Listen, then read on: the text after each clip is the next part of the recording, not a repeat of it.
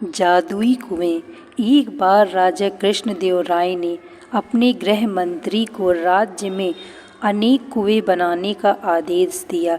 गर्मियां पास आ रही थी, इसलिए राजा चाहते थे कि कुएं शीघ्र तैयार हो जाएं, ताकि लोगों को गर्मियों में थोड़ी राहत मिल सके।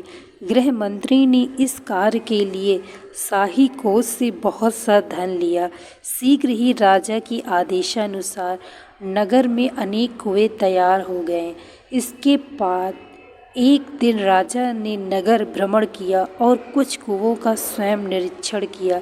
अपने आदेश को पूरा होते देख वह संतुष्ट हो गए। गर्मियों में एक दिन नगर के बाहर से कुछ गांव वाले तेनालीराम के पास पहुँचे। वे सभी गृह मंत्री के विरुद्ध शिकायत लेकर आए थे। तेनालीराम ने उनकी शिकायत सुनी और उन्हें न्याय प्राप्त करने का रास्ता बताया। तेनालीराम अगले दिन राजा से मिले और बोले, महाराज, मुझे विजयनगर में कुछ चोरों के होने की सूचना मिली है। वे हमारे कुएं चुरा रहे हैं। इस पर राजा बोले, क्या बात करते हो तेनाली?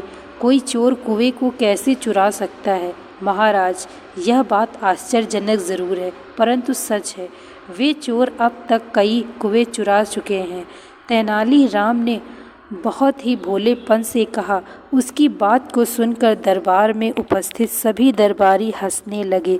महाराज ने कहा, तेनालीराम, तुम्हारी तबीयत तो ठीक है, आज कैसी बहकी बहकी बातें कर रहे हो? तुम्हारी बातों पर कोई भी व्यक्ति विश्वास नहीं कर सकता। महाराज, मैं जानता था कि आप मेरी बात पर विश्वास नहीं करेंगे, इसलिए मैं कुछ गांव वालों को साथ साथ लाया हूँ। वे सभी बाहर खड़े हैं। यदि आपको मुझ पर विश्वास नहीं है तो आप उन्हें दरबार में बुलाकर पूछ लीजिए। वह आपको सारी बात विस्तार पूर्वक बता देंगे। राजा ने बाहर खड़े गांव वालों को दरबार में बुलवाया।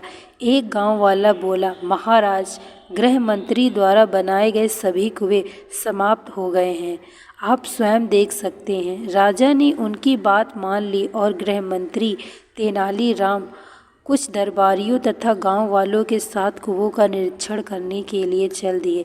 पूरे नगर का निरीक्षण करने के पश्चात उन्होंने पाया कि राजधानी के आसपास के अन्य स्थानों तथा गांवों में कोई कुआं नहीं है। राजा को यह पता लगते देख गृह मंत्री घबरा गया। वास्तव में उसने कुछ कुओं को ही बनाने का आदेश दिया था। बचा हुआ धन उसने अपनी सुख सुविधाओं पर व्यय कर दिया। अब तक राजा भी तेनालीराम की बात का अर्थ समझ चुके थे। वे गृह मंत्री पर क्रोधित होने लगे। तभी तेनालीराम बीच में बोल पड़ा, महाराज, इसमें इनका कोई दोष नहीं है। वास्तव में वे जादुई कुएं थे जो बनने के कुछ दिन बाद ही हवा में समाप्त हो गए।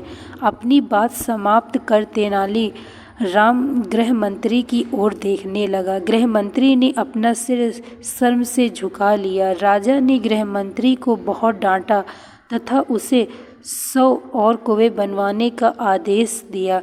इस कार्य की सारी जिम्मेदारी तेनालीराम को सौंपी गई।